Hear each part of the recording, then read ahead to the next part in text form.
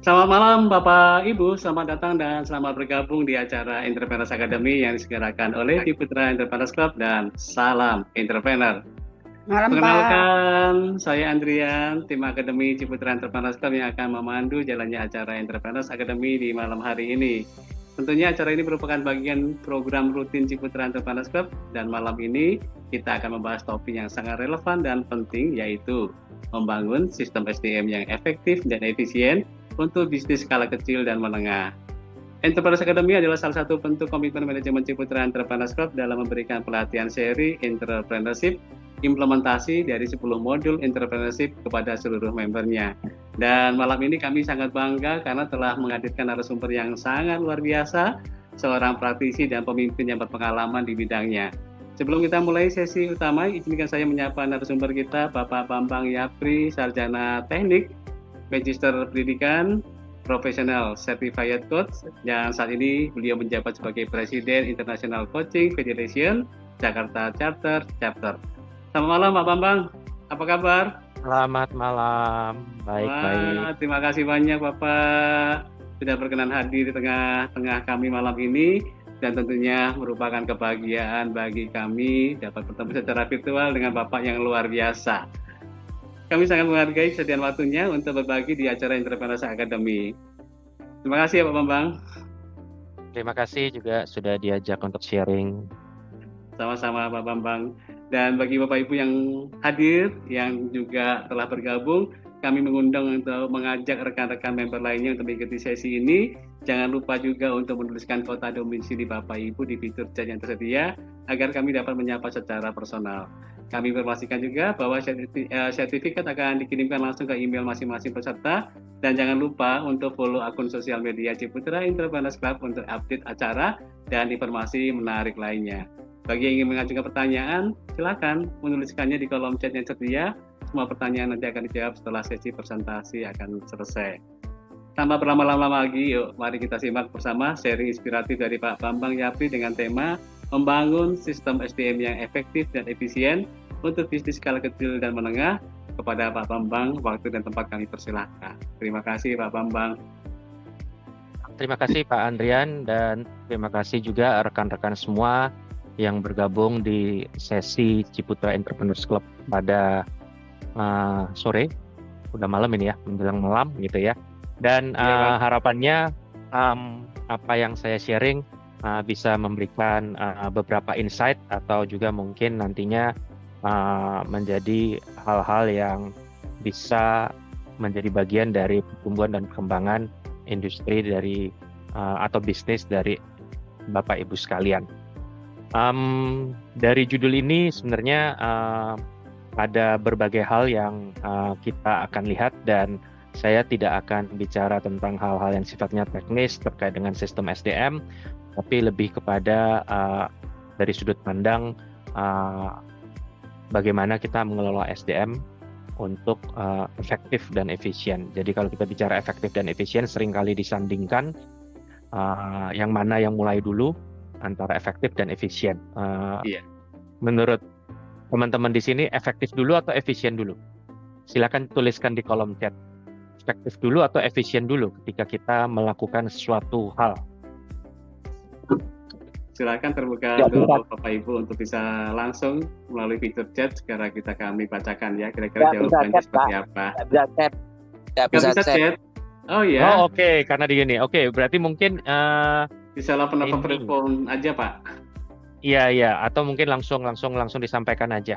Efektif dulu atau efisien dulu? Efisien Pak. Efisien, oke. Ya. Yang lain? Efektif Pak. Efektif. Nah, sudah ada yang berbeda nih. Sudah sama. Beda pendapat ini ya, satu-satu Pak Bambang ya. Oke. Ada lagi yang lain?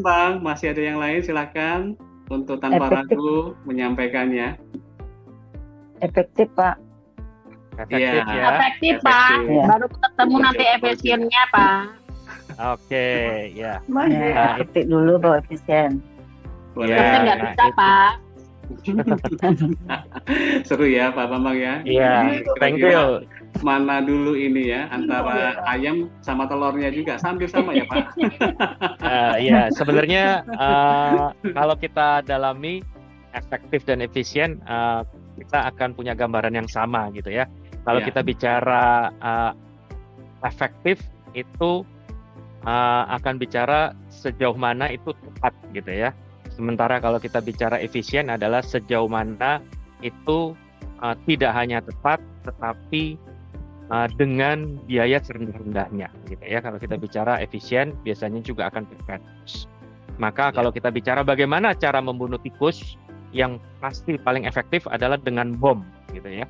Karena dengan kita ngebom maka tikusnya juga mati, tetapi sayangnya itu juga merusak di sekitarnya gitu ya. Dan biayanya pasti akan jauh lebih mahal gitu ya. Jadi bagaimana efektif dan efisien itu bisa disandingkan, terutama kalau kita bicara berbagai hal, dan hari ini kita bicara sistem SDM. Nah, pertanyaannya adalah kapan kita sudah mulai memikirkan sistem SDM? Karena kalau kita membangun bisnis, tidak mungkin kita bicara sistem SDM-nya dulu, tapi bagaimana bisnis ini survive, bisnis ini bertumbuh, dan ketika kita membutuhkan, tidak hanya kita sendiri yang mengerjakan, tidak hanya anggota keluarga kita, tidak hanya yang membantu, tetapi sudah mulai memperkerjakan, maka di saat itu kita melihat bahwa ada kepentingan untuk membuat sebuah sistem. Nah, saya ingin share. Oke.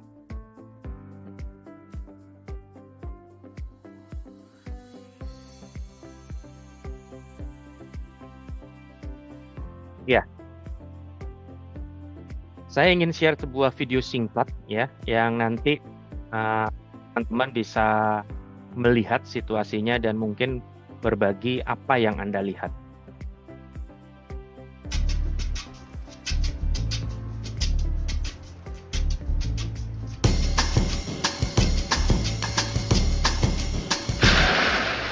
Wow. Whoa, that's not good. Oh, I don't need this. I'm already late. Somebody will come. Anybody out there? Do you have a phone? No. Sorry. Somebody! Hello?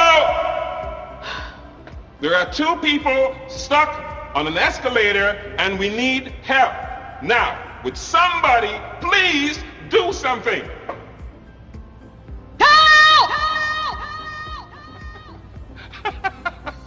I don't believe this. You gotta be kidding me. I'm gonna cry. Well, there's not enough left to do, is it? Pak Bambang, video ini sepertinya terhenti nih Pak. Ya. Hello? Hey, don't... Sebentar ya, ternyata error. Oke, dari apa yang sekelumit kita lihat, apa yang menjadi gambaran dari teman-teman sekalian situasinya? Orang lagi pusing, mengandalkan orang lain ganti pertolongan, Pak. Oke, terima kasih Bu. Ya, kira-kira Pak Bambang. Iya, kira-kira kalau kita berada dalam situasi seperti itu, bagaimana ya? Ya segera saya langsung jalan aja nek kata. Jalan aja, mati lip kok mau gimana eskalatornya berhenti. Masa mengandalkan orang lain seperti itu Pak. Terima kasih. Terima kasih. Ya, kadangkala ketika kita melihat situasi itu dari atas, maka kita bisa melihat lebih jernih gitu ya. Kita bisa tahu situasinya dan kemudian sebenarnya kita berdaya gitu ya. Sebenarnya kita berdaya untuk melakukan sesuatu. Nah, tapi kadangkala kita juga berada pada titik blind spot tersebut gitu ya. Kita merasa, aduh nggak ada yang bantuin saya nih, saya sudah setengah mati, saya udah merintis ini, tapi kok helpless gitu ya. Kita melihat ada situasi di mana seperti ini gitu ya. Nah, hari ini saya ingin membantu teman-teman untuk melihat sebuah sudut pandang gitu. Nah, saya dititipin Pak Andrian, kurang lebih mungkin ini adalah hal-hal yang nanti akan dibutuhkan oleh teman-teman gitu ya.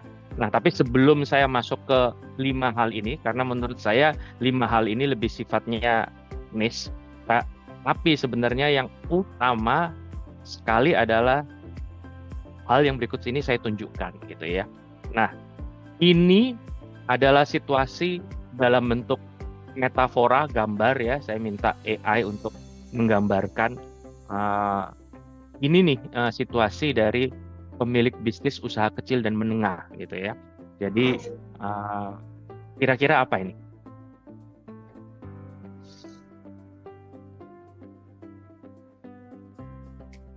Boleh langsung disampaikan saja jika ada pendapat melalui open microphone. Kira-kira tadi pertanyaan Pak Bambang, kira-kira ini apa ya? Silakan Bapak dan Ibu untuk bisa langsung menjawabnya melalui fitur chat ataupun langsung open microphone Zoom-nya. Ayo, monggo. Ya, kalau dari gambar ini apa yang terlihat nih? Superman? Iya. Iya, Superman. Kemudian apa lagi nih? Wah. Terlihat ada Superman. Ada kayak macam keributan gitu, keributan juga ada ketenangan di dalam lagi orang lagi main mahjong kali ya. Kegiatan di Ada yang mau kafe. bergerak cepat, ada yang bekerja tenanan, ada yang maunya satset, banyak macam Ya. itu yang dilakukan itu. Bingung itu Ya. orang satu dunia ini, Pak. Oke, Ada sekarang yang saya santai sambil kerja di kafe. Iya. Thank you. Sekarang saya ingin menunjukkan situasi yang di atas ini adalah situasi di mana ketika seorang business owner itu merasa saya butuh ada yang membantu gitu ya. Karena sudah mulai keteteran gitu ya. Kalau dulu saya jualannya hanya pesanannya cuma 10, 20, 30, sekarang udah mendekati 1000. Bagaimana ini saya mengaturnya, keuangannya berapa, saya kalau kulaan berapa, ini sudah mulai ada hitung-hitungan yang lebih kompleks gitu ya. Nah, kemudian dalam situasi ini saya butuh orang yang membantu saya butuh orang yang bisa nemenin saya butuh yang membantu saya untuk belanja, saya butuh ada orang yang membantu saya untuk menghitung dan sebagainya. Nah, harapannya agak mereda dengan situasi di bawah ini. Ada beberapa orang yang melakukan kerjanya.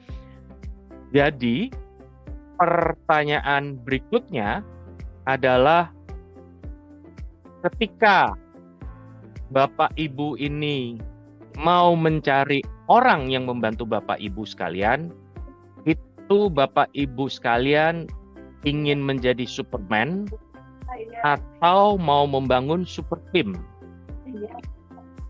Karena dua hal itu akan menjadikan hasilnya berbeda, ya. Karena kalau membangun Superman, Tim, Pak. ya. Membangun tim atau woman Wonder Woman. Nah, kalau Wonder Woman berarti Superwoman, Bu, cuman perempuan gitu. Ya. Jadi tantangannya apa kalau UMKM membangun tim? Tantangannya adalah bagaimana supaya perannya ini bisa dibagi. Bagaimana bisa percaya dengan orang lain. Bagaimana caranya bisa membagi tugas, ya. Bagaimana supaya orang-orang yang Anda ambil itu punya nilai tambahnya atau bisa muncul kemampuannya, ya. Dan seringkali hal itu tidak tercapai. Kenapa? Nah, itu yang akan kita bahas pada malam ini. Keinginan untuk membangun super team, tapi realitanya masih menjadi Superman, gitu ya. Pertanyaan pertama, kalau kita merasa kita butuh orang lain, kita butuh individu untuk bangun tim, butuhnya untuk apa?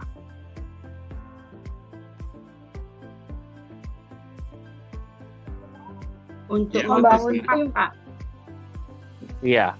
Pertanyaan saya, orang lain itu nanti akan disuruh-suruh atau nanti disuruh berpikir untuk bekerja, atau seperti apa? Kerjasama, Pak. Kalau Silakan Bu Lili atau siapa yang lain? ya, baik, izin memberi pendapat. Kalau untuk membangun tim kan otomatis jadi kita bisa apa ya Pak, bekerja sama gitu, bukan hanya sendirian gitu, tapi pada hakikatnya kita sendiri juga ada kadang-kadang ada kalanya kesulitan untuk membangun tim juga tuh Pak. Bagaimana tuh? Maaf, saya balik itu lagi pertanyaan. Iya. Nah, pertanyaan saya kembali, butuh tim itu sebagai teman berpikir atau butuh tim untuk disuruh-suruh? Teman berpikir, Pak. Berpikir, Pak. Teman berpikir Itu didelegasikan, Pak Bambang. didelegasikan, Pak Dedi ya. Thank you. Pakai pimpinan. Iya. Iya. Nah, kalau kita berpikir untuk didelegasikan, berarti kita sudah mulai berpikir bahwa founder itu bukan pusat segala-galanya. Kalau kita mau mendelegasikan, apanya yang didelegasikan? Tugasnya atau tanggung jawabnya? Keduanya, Pak. Tanggung jawab Tugas-tugas masing-masing, tanggung jawab tugasnya. Oke. Kedua-duanya. Kalau kita bicara Iya. kedua-duanya, sekarang bagaimana kita membagi tugas tersebut? Nah, itu yang akan masuk kepada tahapan berikutnya. Pertanyaannya, kalau kita bicara tugas diberikan dan tanggung jawab diberikan, ada yang namanya accountability dan responsibility, gitu ya. Iya. Responsibility itu adalah responsibility, bertanggung jawab, tetapi juga punya wewenang. Accountability itu punya wewenang, gitu ya. Nah, sejauh mana wewenang itu diberikan? Atau orang yang nanti akan bekerja kepada Bapak atau Ibu itu tetap harus nanya. Apa yang dilakukan itu tetap harus minta persetujuan. Nggak boleh bekerja tanpa persetujuan saya. Gitu. Tergantung case-nya, Pak. Nah, yang tergantung. Nah, yang tergantung ini yang susah gitu ya. Karena sesuai job desk, Bu Hayu. Iya. Nah, jika sesuai job desk, seberapa rela kita untuk kerjaan tersebut dilakukan secara penuh oleh orang tersebut? Pasti Kapan? ada ini ya. Betul. Kapan kita kemudian melakukan veto?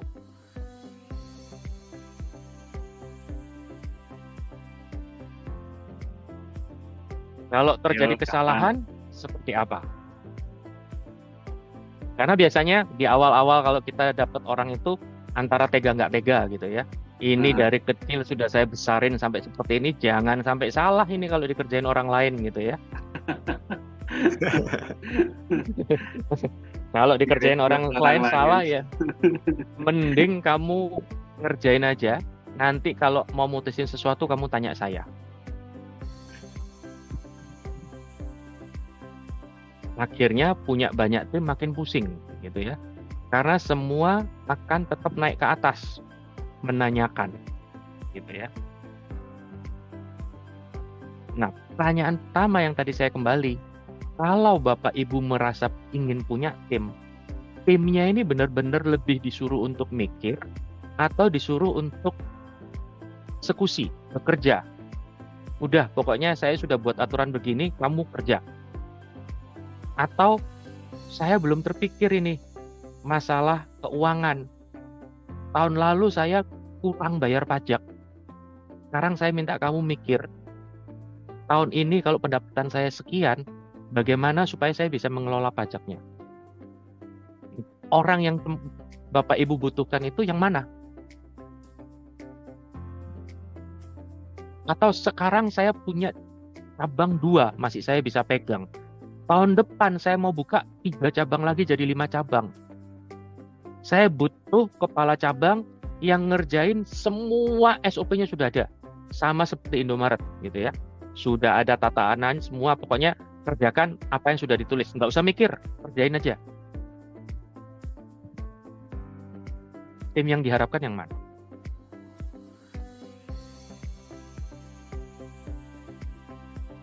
Pastinya tim yang solid ya Pak. Iya. Nah, untuk itu Yang kita harus jelas dulu gitu mengerjakan ya. SOP-nya Pak Bambang. Iya. Nah, kalau kita sudah tahu bahwa yang kita butuhkan itu saat ini eksekutor, maka baru kita memikirkan tipe eksekutor itu yang seperti apa. Tipe eksekutor, tipe yang berpikir itu berbeda gitu ya. Jadi ini yang dikatakan delegasi cerdas. Fokusnya pada leverage bukan kontrol gitu ya. Jadi tidak kemudian semuanya akan kembali ke Bapak Ibu sekalian lagi gitu kan ya. Kenapa? Karena kalau disuruh mikir, ya saya mikir gitu ya. Kemudian dilakukan. Maksud saya itu bukan itu. Maksud saya itu kamu harus gini. Akhirnya karena sering disalah-salahin udah males mikir. Mending saya nunggu petunjuk dan mohon petunjuk gitu kan. Supaya saya bisa selaras ini sama Bapak Ibu sekalian gitu. Nah, ketika kita mengatakan, oh enggak, saya ingin memberikan ini delegasinya supaya saya bisa mikirin yang lain. Supaya saya bisa cari partner untuk buka cabang. Tapi operasional cabang saya ingin serahkan ke seseorang. Nah, dari sana kita jadi jelas nih, oh orang yang saya butuhkan adalah tangan kanan saya yang memegang operasionalisasi cabang. Bentuknya saya sudah buat, strukturnya saya sudah buat, SOP-nya sudah ada. Nah, ketika saya interview, saya ingin tanya pengalamannya dia. Bagaimana dia menjalankan sebuah toko misalnya. Kalau industri kita terkait dengan industri yang tersebut, gitu ya.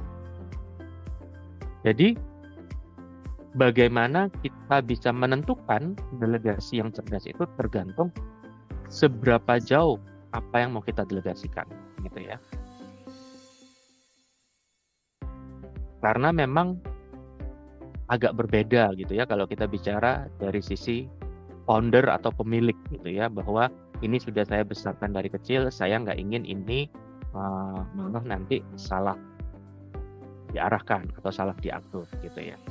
Nah, jadi tantangan buat kita semua di awal tentu saja kalau kita punya karyawan 2-5 mungkin masih bisa diatur gitu ya.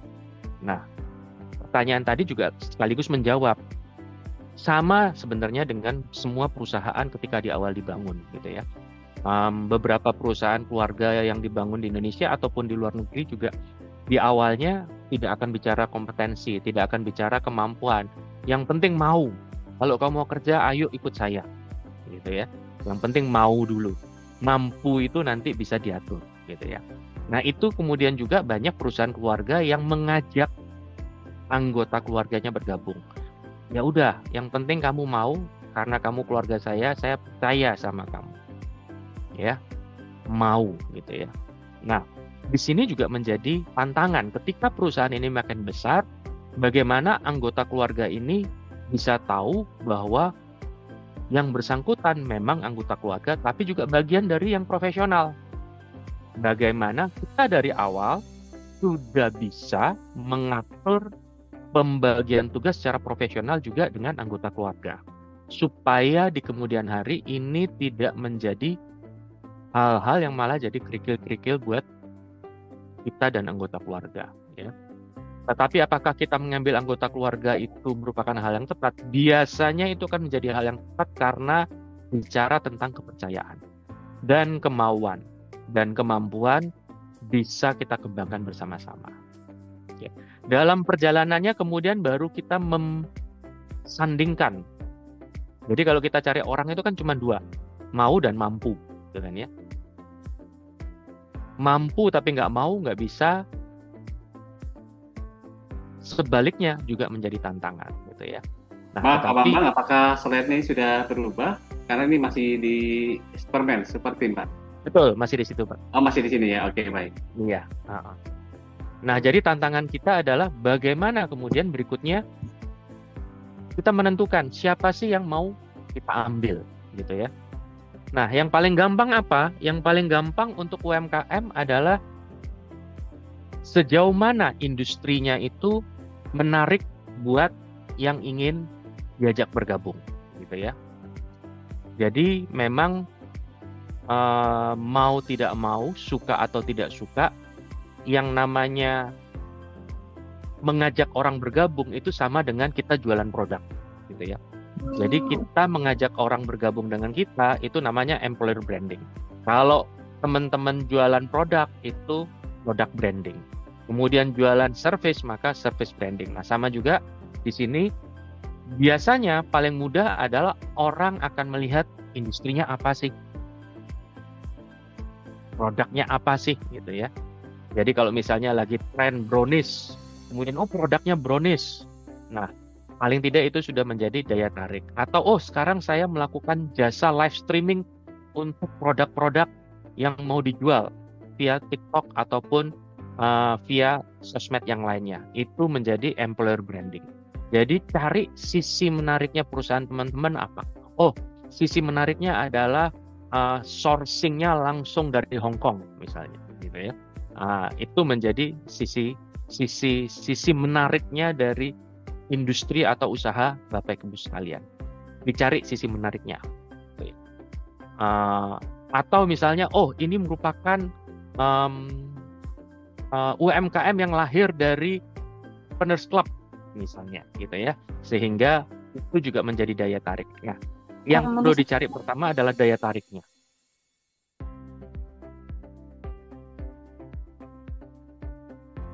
Kenapa? Karena dari daya tarik ini kemudian membuat kita lebih mudah melakukan rekrut. Merekrut itu kan sebenarnya kalau sudah ada yang direkrut gitu ini.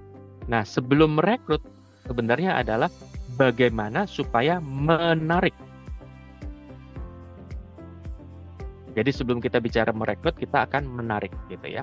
Nah, berikutnya baru kita bicara teknik untuk merekrut gitu ya. Teknik untuk merekrut dengan segala teknologi yang ada sekarang itu sudah jauh lebih mudah gitu ya.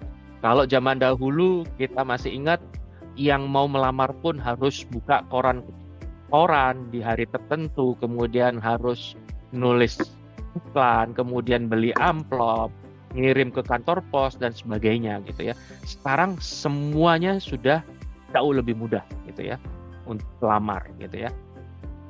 Sebaliknya kita yang ingin mendapatkan rekan yang mau bergabung kita sebenarnya sarananya jauh lebih banyak gitu ya. Tinggal bagaimana teman-teman tahu di mana teman-teman ingin mencari gitu ya. Yang sifatnya lokal gitu ya, informasi mulut ke mulut di lingkungan sekitar sampai kepada sosial media. Kalau misalnya rekan juga mengambil karyawan yang tidak harus datang ke lokasi teman-teman atau yang bisa melakukannya jarak jauh gitu ya. Jadi teknik rekrutmen sekarang banyak sekali gitu ya. Bahkan menggunakan sosial media, ada Telegram, ada Telegram kalau teman-teman ke channel gitu ya, Locker gitu ya. Nah, di sini juga harus mulai tahu bahasa gaul anak-anak sekarang gitu ya. Locker kalau di beberapa sosmed, kalau dulu kita mungkin taunya Facebook gitu ya. Facebook itu sudah dulu gitu ya. Karena yang sekarang ini makin banyak lagi gitu ya sarananya. Jadi teknik rekrutmen menurut saya sekarang akan banyak kesempatan dan baik yang sifatnya tidak berbayar sama sekali sampai berbayar. Jadi bisa masuk juga kalau kita bicara bahwa rekrutnya kita ini mau hanya lokal di tempat kita, di sekitar tempat kita. Baik secara formal gitu ya. Di balai latihan kerja yang dipunyai oleh Disnaker itu juga ada gitu ya, sampai kepada yang sifatnya terkait dengan lembaga pendidikan atau bahkan mungkin bukan lembaga pendidikan akademis saja tapi lembaga kursus, itu juga bisa menjadi tempat di mana teman-teman membangun jejaring gitu ya. Dan kalau dilihat teman-teman yang ada di tempat pendidikan itu juga bentuk pembelajarannya sudah berbeda gitu ya. Ketika di dalam masa studi pun mereka sudah diminta untuk mencari kesempatan kerja gitu ya. Jadi teknik rekrutmen yang low cost ini bagi saya kita harus menyesuaikan juga dengan ekspektasi yang tadi saya katakan, bahwa mereka ini diharapkan untuk sekarang melakukan sesuai dengan apa yang ada, atau memang diminta untuk berpikir kreatif, atau diminta untuk mencari jalan baru atau cara baru. Nah, itu yang harus kita sesuaikan sebenarnya. Misalnya, harus dari lulusan universitas ternama. Kenapa? Yang mau dicari nama universitasnya atau kemampuannya, gitu ya. Atau misalnya, karena market saya ini tidak hanya di Indonesia, kemampuan berbahasa Inggris atau kemampuan berbahasa asing yang lain. Apakah harus dari S1 kampus tentu? Atau misalnya kita lihat di sekitar lokasi kita ada tidak lembaga kursus yang ternyata sesuai dengan kebutuhan kita, gitu ya. Jadi yang dicari itu bukan hanya gelar, tapi kemampuan, ya. Jadi kalau kita lihat sekarang banyak sekali lembaga-lembaga kursus yang lebih fokus kepada kemampuan atau kompetensinya, bukan jenjang akademis atau gelar S1, S2, S3, gitu ya. Nah, ini yang saya sebutkan low cost tapi high impact. Kenapa? Karena di sana kita bisa dapat kemampuannya, sekaligus secara lokasi memang dekat dengan tempat kita berkegiatan, gitu ya. Nah, kemudian yang terakhir yang terkait dengan rekrutmen dan retensi ini adalah tentang retensi. Retensi itu maksudnya mempertahankan, gitu ya. Kenapa kok mau bergabung dengan 4 Bapak Ibu sekalian? Karena lokasi kerjanya dekat. Itu sudah menjadi nilai tambah, gitu ya. Kalau ada apa-apa di rumah saya masih bisa pulang, misalnya. Karena saya merasakan keluargaannya di sini, gitu ya.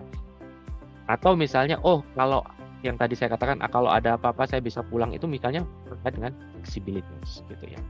Atau kemudian ada beberapa yang sifatnya, ini nanti kalau kita bicara tentang kompensasi, maka ada pengakuan yang sifatnya insentif, yang sifatnya variabel. Nah, bagaimana ketika kita mengelola pembayaran ini, gaji itu juga tidak fix, ya, tapi ada variabelnya yang tergantung dari hasil yang diraih. Nah, berikutnya apa? Berikutnya adalah bagaimana kemudian kita melihat mereka-mereka yang kita mau rekrut ini akan ditempatkan di mana, ya. Nah, ini yang paling menjadi tantangan buat founder. Kenapa saya katakan paling menjadi tantangan? Karena melepaskan kuasa kita kepada orang lain. Yang tadi Pak Dedi menyebutnya sebagai mendelegasikan, gitu ya. Nah, ketika kita mendelegasikan berarti kita harus membangun suatu sistem untuk mengotorisasi proses tersebut berjalan tanpa saya harus selalu memberikan otorisasi. Tetapi bagaimana saya tetap juga bisa melakukan fungsi kontrol. Nah, ini yang menurut saya bagian yang menjadi bagian yang sangat penting, karena kalau tidak, Bapak Ibu sekalian hanya akan mendapatkan orang-orang yang kemudian kembali menunggu sabda dari Bapak Ibu sekalian, ya. Dan akhirnya terlalu mahal kita membayar karena kemampuannya tidak terlalu dipakai, karena menggantungkan kepada Bapak Ibu sekalian, yang akhirnya kemudian percuma saya punya orang tapi nggak bisa membantu saya, gitu ya. Tapi kalau kita tanya kepada yang bergabung akan ngomong, lah saya mau ngapa-ngapain aja salah, gitu kan. Akhirnya ya udah, saya nunggu opo jarine atau apa katanya, gitu kan ya. Nah, jadi ini buah si malakama, gitu ya. Nah, kalau kita memang merasa bahwa ini saya misalnya, setiap yang memiliki UMKM itu pasti punya kekuatan gitu ya. Misalnya saya kekuatannya adalah saya bisa buat produknya yang bagus, saya bisa memasarkannya. Tetapi saya kalau diminta untuk membesarkan ini, saya nggak tahu lagi gimana caranya. Atau misalnya, tentang keuangan terus terang saya nggak tahu. Saya buat produk enak sekali, tapi ternyata marginnya tipis kalau dijual dengan harga sekian. Jadi saya butuh orang nih yang menghitungkan sebenarnya struktur biayanya seperti apa. Nah, carilah partner. Kalau saran saya, sebelum kita mencari pasukan, carilah jenderal yang bisa saling membantu dengan Anda dan membangun kepercayaan. Ya. Jadi saran saya sebelum mencari prajurit, carilah jenderal dulu yang setara dengan Anda, yang berani ngeyel dengan Anda, gitu ya. Karena kenapa? Karena dengan ngeyel itu saling mempertajam dan kemudian ide itu menjadi ide yang benar dan kemampuannya yang bersangkutan tuh dipakai, gitu ya. Karena kalau teman-teman akhirnya mencari prajurit dulu atau mencari eksekutor, akhirnya semua keputusan tetap menunggu teman-teman. Jadi ada istilahnya bottleneck effect gitu ya. Walaupun di bawah pasukannya banyak, tapi nggak bisa banyak bergerak karena menunggu arahan dari pihak yang atas. Nah, sehingga kita bicara struktur organisasinya adalah sederhana atau jelas. Jadi misalnya, semua yang terkait marketing, pemberian harga dan sebagainya masih di saya.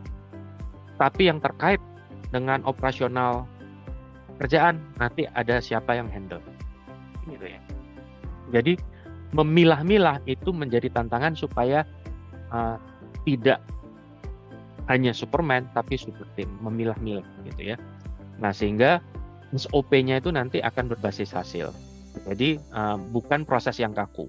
Kenapa? Karena kalau di awal-awal ini pasti akan bilang job desk-nya bukan di saya, Pak. Job desk-nya di dia, gitu kan ya. Atau SOP-nya seperti ini, Pak. Nah, akhirnya kita terjebak juga. Wah, kalau saya yang ngerjain, saya nggak mikir SOP. Pokoknya kalau saya tahu ada problem, saya perbaiki, ya udah saya langsung turun, gitu ya. Nah, kadang-kala itu juga jebakan buat kita, gitu ya. Karena kita melihat ini nggak ada yang ngerjain, kita langsung turun ngerjain. Akhirnya mereka yang harus turut bertanggung jawab di tempat itu tidak merasa bahwa itu menjadi teritorinya. Jadi memang keputusan untuk membangun tim ini butuh kebesaran hati dari membernya juga, gitu ya. Misalnya kalau kita bicara, contoh sederhana aja lah, kalau kita diskusi atau meeting gitu ya dengan tim kita, katakanlah tim kita itu ada 10 orang gitu ya, dengan Anda sebagai founder 11 orang. Anda ingin berpikir apa ya produk baru yang bisa kita buat gitu ya.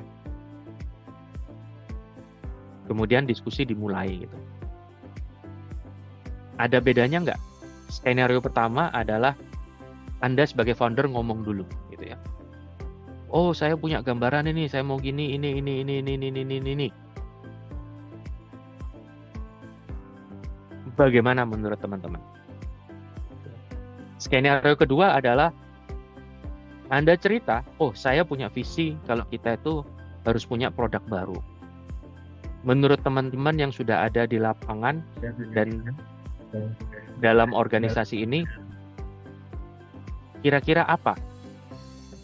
Jadi kalau yang di awal adalah dia menceritakan, kemudian juga memberikan gambaran, versi saya itu maunya ini. Yang versi 2, dia melepaskan kepada teman-teman untuk memberikan ide. Yang mana yang lebih efektif? Biasanya kalau di Asia, kalau pimpinannya sudah ngomong, yang lain akan nurut. Gitu ya. Bagaimana pendapat kalian? Rata-rata akan ngomong setuju, Pak. Pendapat Bapak bagus nih, gini ya. Jadi semua akan seragam, gitu ya. Paling dikasih embel-embel, oh ya Pak, tapi kalau di daerah sini mungkin warnanya jangan biru Pak, merah. Tapi rata-rata akan setuju Pak, mereka. Gitu kan ya, gitu ya. Nah akhirnya teman-teman tidak mendapatkan hal baru, ya. teman-teman tidak mendapatkan ide baru. Maka saya sarankan kalau kita sudah punya tim, owner atau founder itu memberitahukan idenya itu paling terakhir. Supaya apa? Supaya tim Anda punya tempat dan wadah untuk memberikan ide dan gambaran. Nah, ini sudah membantu kita gitu ya. Walaupun dalam hati mungkin agak gemes gitu ya. Kok gitu ya, kok aneh ya, dan sebagainya gitu ya. Tapi dari situ mungkin ada blind spotnya kita yang kemudian ditutupi oleh tim kita gitu ya. Jadi kita cari tim kita yang pinter itu bukan pinter supaya nurut, tapi pinter untuk memberikan kontribusi. Nah, salah satu caranya adalah ketika kita bicara komunikasi, kecuali briefing ya. Kalau briefing itu hal yang berbeda. Sesuatu yang sudah kita sepakati dan kemudian kita briefing untuk dijalankan oleh semua. Tapi kalau kita bicara tentang mencari ide, mencari solusi, maka sebaiknya kita sebagai pimpinan itu mengungkapkan pendapat kita terakhir. Gitu ya. Supaya apa? Supaya ada pendapat-pendapat lain dulu yang muncul. Nah, itu menjadi bagian dari bagaimana kita membangun struktur organisasi. Kalau kita bicara bagian keuangan, sebaiknya mereka yang sudah kita pilih untuk menjadi bagian keuangan itu yang bicara terlebih dahulu, bukan ownernya. Kalau kita merasa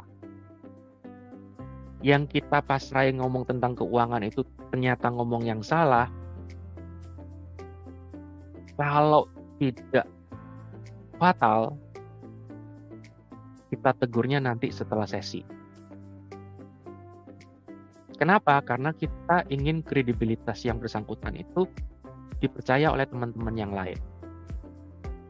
Kalau semua tim itu kita cacati satu-satu di depan semua tim yang lain, di situ kita jadi Superman. Kita tidak membangun super tim. Karena kita merasa ini salah, yang ini salah, yang ini salah. Akhirnya semua yang ada di tim Anda itu merasa salah gitu kan ya. Jadi ini bukan Superman, salah tim gitu kan ya akhirnya. Nah, tetapi kalau kita bisa bersabar sedikit, kemudian di luar sesi itu one on one dengan kita ngomong kenapa kamu tadi mikirnya kayak gini, pikirnya saya itu seperti ini gitu ya. Nah, hal itu akhirnya turun kepada saya ini benar-benar ngelit tim saya di keuangan. Founder ini sebagai atasan saya itu membuat saya makin pintar dengan ngomong one on one dengan saya gitu ya, tidak memveto saya di depan umum. Coba kita bayangkan kita bukan sebagai owner gitu ya, kita bekerja di tempat lain, kita baru mau melangkah sudah diveto, kamu salah, biasanya tempat ini di sini nggak boleh seperti itu gitu kan ya. Nah, ada hal yang bisa membantu kita apa? Ini yang saya tulis di bagian bawah, tools digital yang bisa membantu kita. Nah, banyak gitu ya, mulai dari yang sesimpel misalnya ada Google Calendar, kemudian ada alat komunikasi. Kalau kita bicara tentang project management juga ada beberapa alat yang bisa membantu untuk supaya semua tim ini bisa ingat. Ya, kalau kita sebagai Superman nggak perlu alat ini karena yang tahu kita, yang nulis kita, yang nanti melaksanakan juga kita, gitu ya. Tapi seringkali yang menyepakati kita, tapi yang nanti yang melakukan bukan kita, tim kita yang lain, gitu ya. Sehingga bagaimana semuanya bisa pada satu lembar yang sama. Nah, kita sudah melewati rekrutmen, kita kemudian sudah punya struktur. Nah, bagaimana struktur ini bekerja? Kita kembalikan ke alur masing-masing, gitu ya. Bagian produksi kita harus dorong kepala produksinya ini supaya mampu dan berdaya, gitu ya. Kalau kita cacati terus di depan umum, yang mampu pun jadi nggak mau, ya. Yang mampu pun jadi nggak mau, bukan karena nggak mampu, gitu ya. Nah, ini bisa jadi catatan buat Bapak Ibu sekalian, teman-teman, untuk bagaimana bisa mulai pelan-pelan mendelegasikan. Nah, mendelegasikan itu adalah memberdayakan, gitu ya. Jadi mendelegasikan dan kemudian memberdayakan. Memberdayakan contohnya apa? Sering-sering ngobrol. Nanti kalau kita punya kejadian nih ya, perusahaan yang paling banyak beli produk kita, tapi bayarnya molor terus. Menurut kamu bagaimana?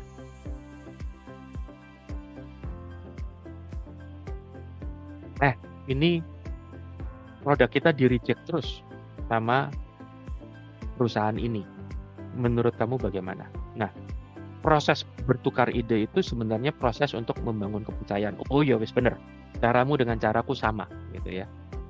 Cara kamu kok lain ya sama cara saya ya.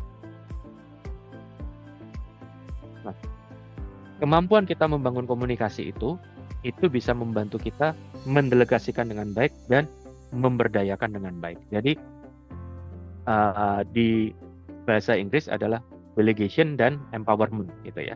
Nah, mendelegasikan dan memberdayakan ini dua hal yang berbeda gitu ya. Mendelegasikan butuh kepercayaan, memberdayakan itu butuh kemampuan. Kemampuannya biasanya kalau yang baru bekerja kemampuan akademis gitu ya. Tetapi teman-teman, nah ini yang menarik gitu ya. Teman-teman founder itu bukan hanya kemampuan akademis, tapi punya intuisi.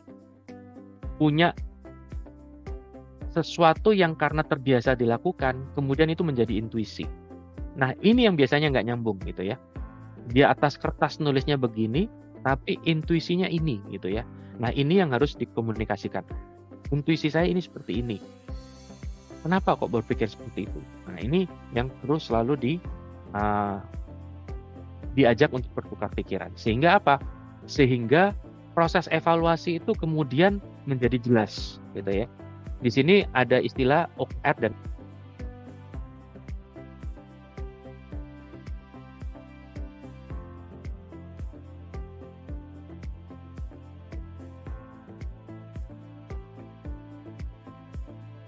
kita mau mencapai profit persen, atau kita mau untung berapa persen, atau kita mau buka 2 cabang lagi. Nah, itu tahunan. Nah, untuk mencapai supaya kita bisa buka 2 cabang, key result-nya apa di dalam setiap bulan misalnya ya. Jadi OKR itu lebih sifatnya langsung bisa kita lihat baik mingguan, harian ataupun bulanan, tergantung dari bagaimana kita meletakkan key result tersebut ya. Sementara KPI itu biasanya akan dalam jangka waktu yang lebih panjang yang bisa dilihat sama-sama gitu ya. Nah, gimana Pak kalau misalnya itu sifatnya bukan kuantitatif tapi kualitatif? Kita harus rajin. Rajin ini kan nggak bisa dikasih gambaran nih. Yang rajin itu seperti apa sih? Nah, antara owner sama karyawan mungkin juga punya gambaran yang berbeda, ya. Nah, apalagi zaman sekarang, ya. Zaman sekarang semua mintanya fleksi gitu ya. Setelah pandemi itu kerjaan itu sudah ada catatannya hybrid, remote, on-site gitu kan ya. Dulu nggak ada itu, gitu ya. Boleh nggak saya work from home gitu kan, atau work from anywhere? Nah, itu lebih susah lagi kontrolnya gitu ya. Nah, jadi misalnya jujur itu apa sih indikatornya? Jujurnya itu berarti kita mulai pada jam yang sama ya. Kita setiap pagi melakukan ritual yang sama, misalnya morning briefing atau apa gitu ya. Jadi ada ritual-ritual yang kita letakkan bersama sehingga kita bisa mendefinisikan yang disebut dengan rajin itu seperti apa gitu ya. Nah, kemudian feedback ini mulai dari yang sifatnya lisan ataupun sampai yang tertulis gitu ya. Menurut kamu seperti apa? Kemudian apa yang harus kita lakukan gitu ya. Jadi input itu penting ketika kita sama-sama membangun sebuah kebiasaan baru. Nah, yang terakhir, kalau kita bicara pengembangan karyawan, apalagi di teman-teman UMKM, maka kita bicaranya bukan pelatihan 3 hari, pelatihan 5 hari gitu ya. Itu sudah nggak zaman gitu ya. Pelatihan sekarang sifatnya micro learning, jadi semua dipotong pendek-pendek gitu ya. Kita belajar bahasa gitu ya, nggak harus nunggu masuk kelas dan sebagainya. Di dalam alat transportasi kita bisa belajar satu hal gitu ya, tentang present tense. Besok kita belajar tentang past tense. Jadi kemudian menggulung menjadi sebuah pembelajaran baru. Jadi micro learning itu bicara tentang teman-teman nggak harus masuk dalam satu kelas yang bersama gitu ya. Teman-teman bisa 3 menit belajar tentang nama kota-kota di Amerika Serikat misalnya kalau kita ingin melakukan ekspor ke sana dan sebagainya. Jadi dan biaya pun makin rendah gitu ya. Karena selama teman-teman bisa mencari, nah justru yang jadi tantangan itu adalah ketika mencari pembelajaran ketemunya dance TikTok gitu ya. Jadi melipir dulu melihat hal yang lain gitu. Jadi justru malah gangguannya lebih banyak ini gitu ya kalau kita mau belajar sesuatu. Nah, kemudian mentoring internal. Sarana seperti Ciputra Entrepreneurs Club ini sebenarnya membantu kita untuk mentoring internal gitu ya. Karena saya sudah kenal dengan Andrian, saya telepon Pak Andrian kalau saya ada masalah kayak gini seperti apa sih? Oh, saya telepon deh ke Dedi, Kak Dedi kemarin ngobrol tentang ini. Apa sih yang bisa kita lakukan? Atau saya telepon Bu Lili di Hong Kong gitu ya, atau Bu Trisna kemarin cerita tentang dapat barang yang lebih murah di mana gitu ya. Jadi proses mentoring internal itu tidak hanya bicara internal organisasi, tetapi internal jejaring kita. Karena jejaring kita ini sudah sangat kaya, kita nggak harus ngelewatin itu dulu baru kemudian belajar sesuatu, tapi kita juga bisa belajar dari pengalaman jejaring kita gitu ya. Jadi proses pembelajaran bergulir lebih cepat. Nah, proses pengembangan karyawanmu sama gitu ya, bahwa teman-teman itu bisa saling belajar gitu ya. Kalau sama-sama jualan produk yang sama, mungkin bisa cerita, kenapa kok kamu bisa berhasil gitu ya. Kenapa kok prosesnya sama, hasilnya kok berbeda gitu ya. Oh, ternyata ada faktor apa yang perlu kita tambahkan misalnya. Nah, hal-hal seperti ini menjadikan pengembangan itu lebih sasaran gitu ya. Karena sebenarnya apa sih yang kita lakukan dalam pembelajaran itu? Kita menggabungkan pengalaman dan ilmu gitu ya.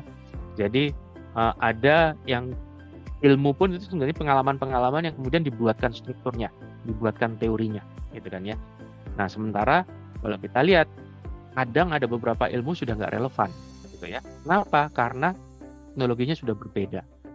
Kita sekarang sama-sama pegang alat telekomunikasi, tapi alat telekomunikasi zaman dulu dengan sekarang sudah jauh berbeda gitu ya. Kalau sebelumnya kita ada yang namanya mobile phone gitu ya, bisa untuk telepon dan SMS. Sekarang kita punyanya smartphone, nggak hanya untuk telepon dan SMS, dikasih gratis 100 SMS pun tidak pakai ya, karena memang sudah berubah zamannya. Nah, setelah itu apa bagian yang kemudian kita perlu perhatikan?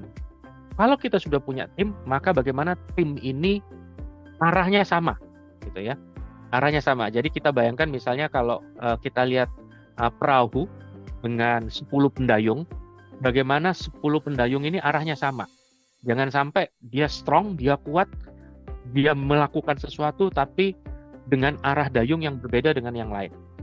Nah, akhirnya tenaganya juga sia-sia gitu ya. Nah, biasanya perusahaan yang sudah mulai berkembang itu merasa bahwa ini loh yang membuat kita itu sampai sekarang gitu ya. Jadi ada yang, dan biasanya itu sifatnya universal, ada yang bicara integritas, ada yang bicara ulet, ada yang bicara berpikir kreatif, ada yang bicara tentang teamwork dan sebagainya. Nah, bagaimana nilai-nilai tersebut dijalankan ya. Kita perlu membangun kebiasaan yang menurut kita sebagai founder ini positif gitu ya. Jadi kebiasaan-kebiasaan itu kemudian turun menjadi ritual ya. Jadi kalau kita Indonesia sangat kaya dengan ritual-ritualnya gitu ya. Hanya saja sayangnya adalah beberapa ritual itu kemudian kehilangan maknanya. Ya. Misalnya teman-teman yang ada di budaya Jawa gitu ya. Kalau pernikahan itu kan banyak ritualnya ya, nginjak telur, siraman dan sebagainya. Kalau itu hanya sekedar ritual itu ribet. Karena nggak tahu maknanya. Maknanya apa sih pesan di balik ritual itu? Nah, itu yang perlu muncul gitu ya. Jadi beberapa teman-teman misalnya tiap pagi ada yel-yelnya. Yel-yelnya maknanya apa gitu kan ya. Kemudian ada tagline-nya gitu ya. Bersama kita produktif misalnya. Atau apa? Setiap pagi kita praktik senyum gitu ya. Karena kita industri layanan gitu ya. Apa yang penting buat industri kita gitu. Itu yang perlu kita bentuk, atau kemudian kita buat logo yang mengingatkan kita gitu ya, yang mengingatkan kita akan misi kita, visi kita untuk meningkatkan kualitas hidup customer kita misalnya ya. Jadi contoh budaya kerja dari startup sukses itu misalnya kita bicara kita ini tidak hanya bekerja keras, tapi kita bekerja cerdas. Bekerja keras, bekerja cerdas gitu ya. Ada yang percaya bahwa bekerja cerdas saja juga tidak cukup, harus bekerja keras gitu ya. Ya, Pak Bambang mohon izin untuk menyampaikan sambil Pak Bambang menyampaikan materinya. Bapak Ibu silakan melakukan proses pencatatan, dan jika ada pertanyaan nanti bisa disampaikan. Kita hanya membatasi 2 pertanyaan saja karena waktunya kita tinggal 15 menit lagi nih Pak Bambang. Iya, terima kasih Pak. Kembali. Iya, jadi kita bicara tentang budaya kerja produktif dan kolaboratif. Ini sebenarnya jadi tujuan akhir kita punya tim gitu ya. Jadi tujuan akhir kita punya tim adalah kita produktif dan juga kolaboratif. Tapi kalau hanya produktif saja, tidak kolaboratif, berarti sebenarnya nggak perlu tim gitu ya. Sudah bisa produktif kok tanpa tim gitu ya. Jadi tujuan kita membangun tim ujung-ujungnya adalah produktif dan kolaboratif. Nah, itu saja Mas sesinya. Saya berharap teman-teman juga bisa enjoy the journey gitu ya. Dan saya dari teknik industri, di teknik industri itu ada istilah bahwa tidak ada cara kerja terbaik, tapi selalu ada cara kerja yang lebih baik gitu. Terima kasih Pak Andrian, kelihatannya Bu Lilik sudah angkat tangan. Sudah gak sabar sepertinya Pak Bambang ya. Oke, terima kasih Pak Bambang atas materi yang sangat berbobot dan membuka wawasan kita. Selanjutnya kita akan masuk ke sesi pertanyaan dan tentunya diskusi ringan ya, karena waktunya terbatas 15 menit lagi. Silakan, ini Bu Lili dari Hong Kong ingin mengajukan pertanyaan sepertinya, silakan disampaikan. Iya. Satu pertanyaan pertama baik. ini. Monggo, silakan Bu Lili. Satu pertanyaan pertama, baik. Oke, Pak Bambang, terima kasih. Tadi ilmunya luar biasa, keren banget ya. Nah, ini sebenarnya juga pas banget untuk saya sendiri untuk membangun tim kembali gitu kan. Jadi untuk bisa menguatkan tim, supaya tim itu seperti tadi kan berpikir dan mendelegasikan gitu kan. Nah, ini satu hal yang menurut saya untuk kita menggerakkan tim itu sangat sulit, Pak. Jadi kira-kira ada nggak untuk tips dan triknya supaya kita tuh bisa memilah dan memilih untuk tim mana aja yang bisa kita ajak untuk berkolaborasi, untuk bisa menyatukan visi kita bersama untuk membangun sebuah komunitas ataupun sebuah organisasi ataupun perusahaan juga yang bisa lebih baik lagi gitu. Itu aja sih sebenarnya pertanyaan saya. Yang ini agak ngeganjel banget Pak Adrian. Terima kasih. Baik, terima kasih banyak Bu Lili atas pertanyaannya. Pak Bambang monggo dibantu dijawab Pak. Thank you Bu Lili. Bu Lili kalau boleh tahu kesulitannya di mana Bu spesifiknya? Kesulitannya gini loh Pak, saya sendiri sebenarnya juga pernah juga di organisasi gitu kan.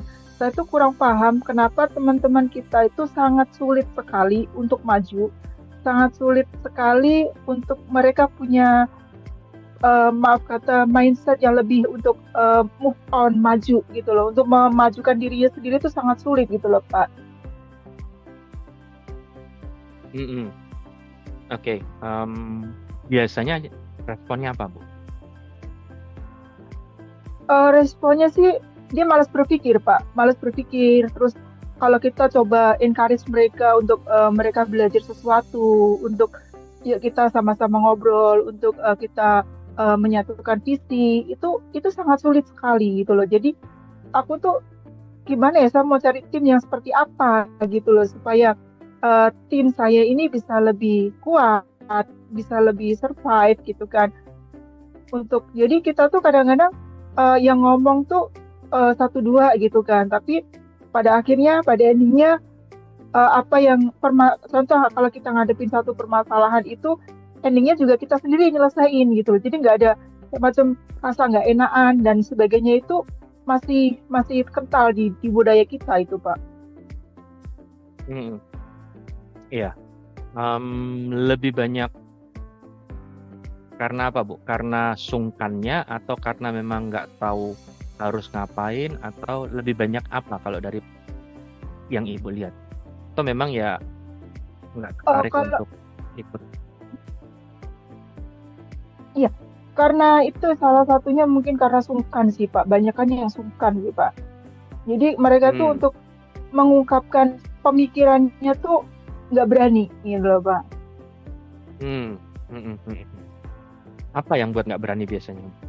Jadi kalau kita ngobrol di forum gitu itu dia nggak berani ngomong gitu Pak. Tapi kalau di belakang tuh sebenarnya banyak yang ingin diomongin gitu loh. Dia tuh punya pemikiran yang luar biasa sebenarnya. Tapi kalau saat ada di forum, ada di meeting itu mereka tuh tidak mau ngobrol gitu loh Pak. Jadi sebenarnya untuk mengajak mereka supaya mereka bisa ayo lo sama-sama gitu kan, jangan malu, jangan insecure atau dan sebagainya kayak gitu loh Pak. Jadi saya tuh mengencourage mereka gitu kan. Akhirnya setelah saya encourage mereka, terus mereka lama-lama minder. Setelah minder terus mereka menjauh gitu loh Pak. Bukannya mencari sesuatu supaya dia bisa lebih menaikkan level mereka gitu, tapi tambah menghilang, tambah mundur gitu loh Pak. Jadi kan aku jadi ngerasa serba salah dan juga serba kebingungan gitu loh. Jadi poinnya itu di mana sih, diajak ngobrol nggak mau gitu kan, tapi suka banget ngomong di belakang gitu loh Pak. Iya, thank you. Nah, sebelum saya jawab, saya mau lempar ke Ini teman-teman. repotnya. Apakah orang-orang seperti ini harus kita tinggalkan atau bagaimana gitu? Iya. Gimana Pak? Teman-teman, dengan melihat situasi ini, ada yang mau urun rembuk nggak? Maaf ya Pak Andrian ya, saya nggak langsung. Iya, monggo Pak. Iya, kalau diurus. Silakan. Iya. Saling mengisi, saling berpendapat ya, supaya nanti yang lain dengan melihat bisa situasi yang juga tadi disampaikan Bu situasinya yang Lilik. Monggo keluarga dari Medan, Bu Maria Magdalena, atau mungkin dari Yogyakarta Pak Tri Haryanto, Bu Mika, atau mungkin dari Semarang Bu Wahyu, silakan. Bu Trisna Rawis Medan, monggo. Itu tadi ada pertanyaan. Andrian, saya coba ya. Siapa ini? Oh, dari Magelang. Evi, Pak. Ya, dari Ya. Bu Evi, silakan Bu. Ya. Nah, yang menarik adalah tujuan kita sebenarnya untuk membina ini untuk apa ya kalau menurut saya nih. Tadi menjawab pertanyaannya Bu Lidi ya. Nah, kalau kita mau building team, kita memang harus pahami karakter masing-masing. Jadi kita gunakan pendekatan-pendekatan yang paling mengena atau paling enak, paling nyaman untuk kita maupun tim kita itu. Jadi segala macam cara bisa kita pergunakan. Dikombinasikanlah teori-teori yang ada dan kita praktikkan. Yang jelas, personal approach itu merupakan salah satu kunci untuk membangun tim yang baik. Itu aja dari saya, makasih. Terima kasih banyak, Bu Evi, Bu Lili. Ya, Bu Lili, izin saya mencoba eksplorasi ya Bu ya. Kalau dari beberapa pertanyaan tadi, saya sebenarnya menemukan jawaban dari pertanyaan Ibu dari apa yang Ibu sampaikan. Karena Ibu kan tadi menyampaikan sebenarnya mereka itu juga berpendapat, tetapi tidak dalam kelompok besar atau di tempat formal. Mereka ngobrolnya di kelompok kecil di belakang gitu ya. Nah, menurut saya itu sarana yang tepat gitu ya, bahwa mereka tidak perlu diekspos di tempat yang besar, tapi biarkanlah mereka nyaman di kelompok kecil tersebut, asalkan apa yang mereka bahas di kelompok kecil tersebut mereka catat supaya nanti bisa disampaikan. Jadi biarkanlah mereka nyaman sampai di titik kelompok-kelompok kecil tersebut. Oh, nanti kelompok-kelompok kecil itu bisa jadi embrio buat Ibu untuk menyebarkan pendapat lagi. Jadi mungkin mereka tidak akan bicara di kelompok besar, tetapi kelompok-kelompok kecil itu sudah bisa jadi sarana mereka untuk saling berkomunikasi gitu kan ya.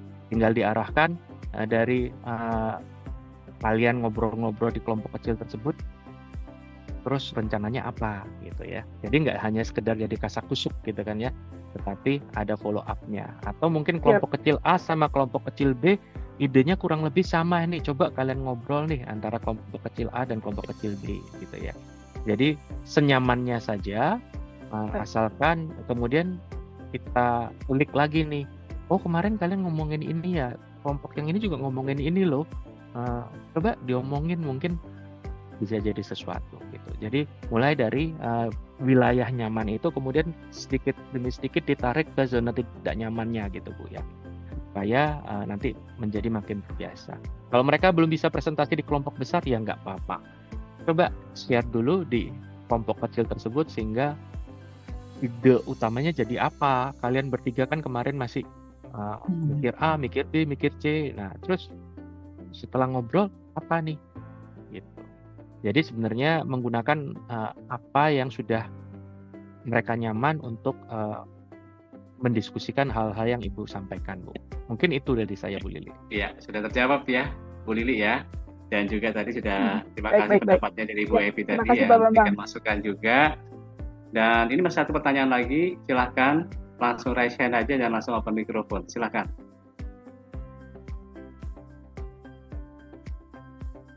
Sudah ada pertanyaan?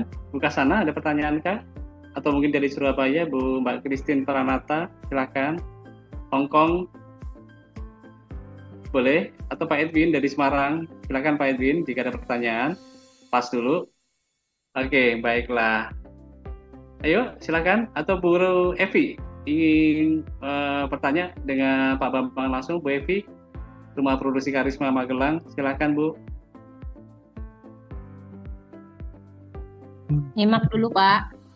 Nyimak dulu, Pak Rahman sepertinya. Ayo Pak Rahman, ada pertanyaan? Silakan Pak Rahman. Seperti masih malu-malu bertanya Pak Bambang. Iya, silakan. Rahman. Ya, selamat malam Pak. Selamat malam dengan Bu Maria Magdalena. Mohon izin ya, untuk silakan Bu Maria. Monggo. Begini Pak, saya mau bertanya tentang bagaimana seandainya kita sudah berusaha untuk mengajak komunikasi, kemudian pendekatan secara khusus kepada tim kita, namun tampaknya mereka masih belum bisa untuk maju Pak.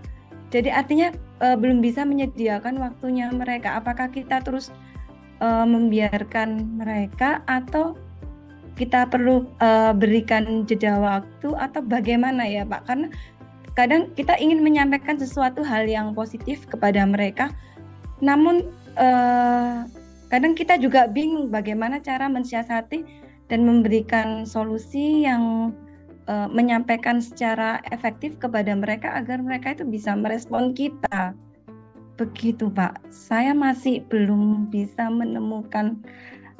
Artinya kadang mereka itu sampai ketemu saja mereka sudah berpikir yang buruk tentang kita. Seperti itu, saya sampai kita coba WA, kirimkan melalui WA, itu pun juga tidak direken, istilahnya diabaikan begitu. Lalu padahal kita kan juga kepinginnya kan tetap care sama mereka. Seperti itu Pak kendala. Baik Maria, terima kasih. Pak Bambang silakan Pak. Ya, ini lebih bicara tentang tim ya. Kalau tentu ada beberapa hal yang nanti bisa digali lebih lanjut. Apakah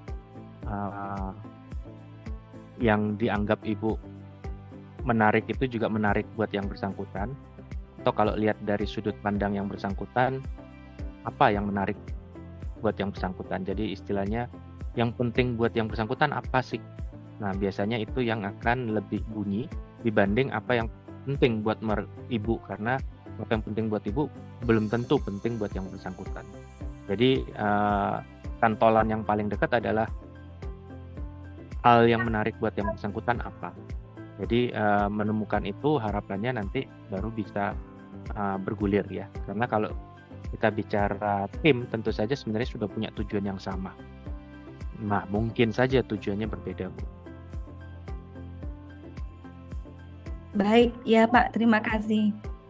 Ya, baik Bu Maria, atas pertanyaannya sudah dijawab dengan baik dengan Pak Bambang Yapri. Baik, sebelum kita akhiri sesi malam ini, kami ingin mendengar pesan penutup dari Pak Bambang untuk seluruh peserta Entrepreneurs Academy di malam hari ini. Silakan Pak Bambang.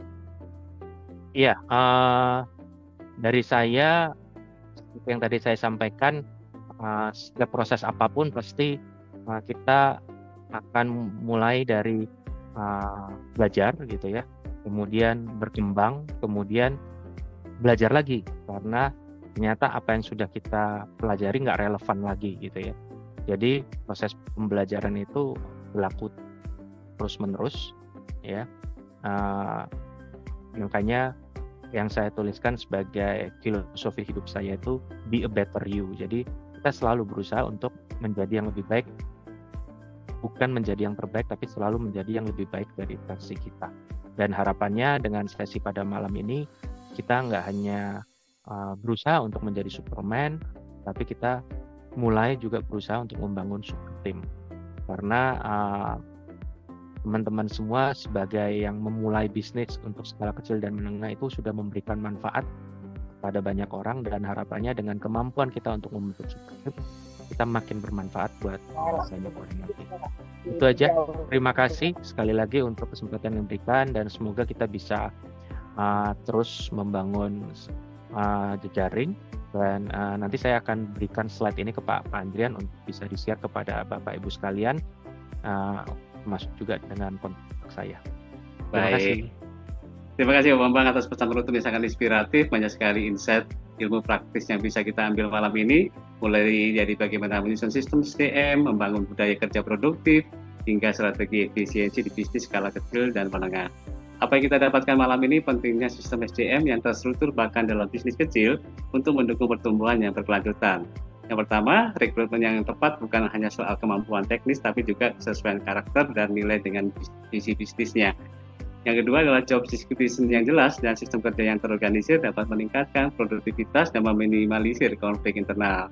Dan hal yang ketiga yang kita dapatkan dari materinya Pak Bambang, pengembangan budaya kerja positif adalah fondasi penting dalam bentuk tim yang solid dan loyal. Dan yang keempat, efisiensi bukan berarti murahan, melainkan cerdas dalam mengelola sumber daya dan proses kerja yang secara berkelanjutan. Atas nama tim Ciputra Entrepreneurs Club, kami mengucapkan terima kasih kepada seluruh peserta yang telah mengikuti acara ini dengan antusias.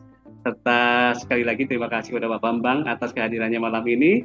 Sampai jumpa di acara Ciputra Entrepreneurs Club berikutnya. Pastikan amankan masa depan Anda bersama Ciputra Entrepreneurs Club, dan salam entrepreneurs. Pak Bambang, terima kasih banyak Pak. Terima kasih semuanya. Kembali di acara berikutnya. Selamat malam semuanya.